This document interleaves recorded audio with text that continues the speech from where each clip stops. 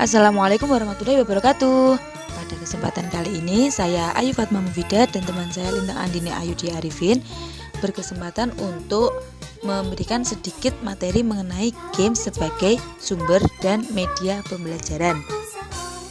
Pada media pembelajaran berbasis games, kita harus mengetahui prinsip games sebagai sumber dan media belajar. Lalu kita harus mengetahui kelebihan games sebagai media belajar, kekurangan games sebagai media belajar, dan contoh games sebagai media belajar. Mengenai games, metode pembelajaran berbasis games ini pertama kali dikembangkan oleh David De Vries dan Keith Edwards.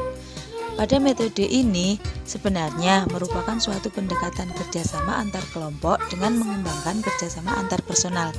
Dalam pelajaran Teams Games Tournament, peserta didik memainkan permainan dengan anggota tim lain untuk memperoleh skor bagi tim mereka masing-masing. Permainan ini dapat disusun pendidik dalam bentuk kuis berupa pertanyaan yang berkaitan dengan materi pelajaran. Bisa juga berupa pertanyaan yang berkaitan dengan kelompok masing-masing. Lalu mengenai prinsip games sebagai sumber dan media belajar. Di antaranya, games harus menarik perhatian dan minat peserta didik. Selanjutnya, games harus sesuai dengan tujuan atau materi pembelajaran. Lalu, games tidak boleh mengaburkan atau mengurangi isi dari materi utama pembelajaran. Selanjutnya, seorang siswa harus diarahkan melakukan games sesuai dengan petunjuk yang diberikan oleh guru.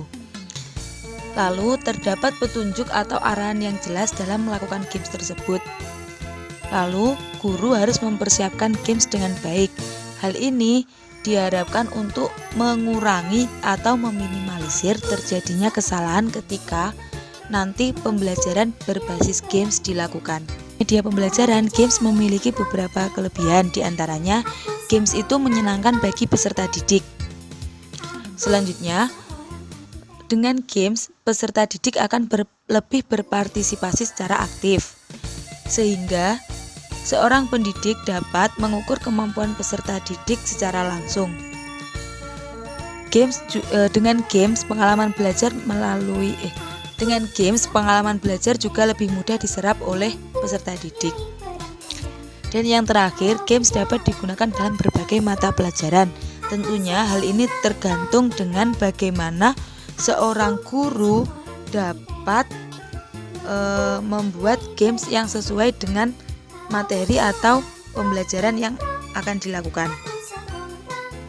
Selanjutnya mengenai kekurangan games sebagai media belajar.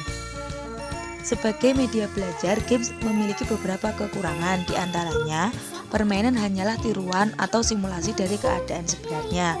Sehingga ketika nanti seorang peserta didik memasuki dunia yang sebenarnya, mereka dituntut harus benar-benar mampu menyesuaikan diri dengan kondisi pada saat itu. Kekurangan yang kedua adalah peserta didik lebih terfokus pada permainannya daripada isi atau materi pembelajarannya. Hal ini sering kali terjadi pada anak-anak di mana mereka lebih excited atau lebih senang dengan permainan yang mereka lakukan daripada mempelajari isi atau materi yang terkandung dalam permainan tersebut. Lalu, contoh games sebagai media pembelajaran. Sebenarnya ada banyak games sebagai media pembelajaran tergantung dari sudut pandang mana kita melihatnya. Tapi di sini kami hanya memberikan contoh-contoh langsung games sederhana sebagai media pembelajaran, seperti permainan tebak kata dan tebak gambar, lalu permainan kucing dan tikus, permainan ular berbisik, dan permainan buat barisan. Permainan-permainan ini cocok digunakan untuk anak-anak dan bisa dimodifikasi sesuai dengan kebutuhan materi pelajaran yang diajarkan. Seperti pada contoh permainan tebak kata dan tebak gambar, kita bisa menggunakannya sebagai bahan atau media pembelajaran pada siswa usia sekolah dasar kelas 1 sampai 3.